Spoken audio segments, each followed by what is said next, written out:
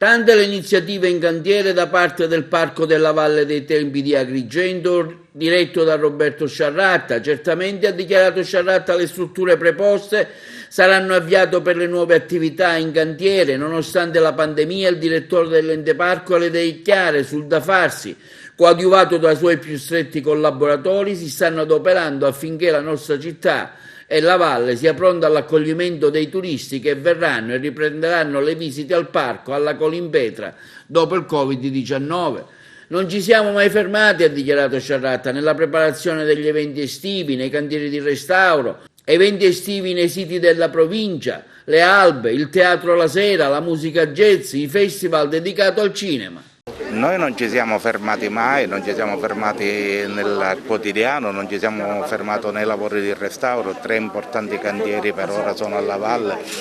tra cui la musealizzazione del Tempio di Zeus, il santuario rupestre, e a poco riprendono gli scavi del teatro ellenistico.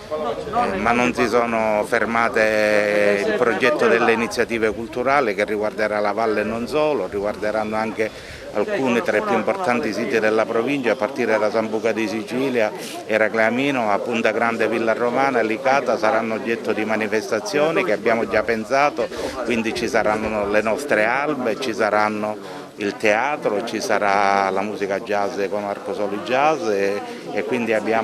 ci sarà il festival del cinema, il festival dei corti, ci sarà festival ai primi di agosto e quindi abbiamo un ventaglio di manifestazioni da offrire ai visitatori che vorranno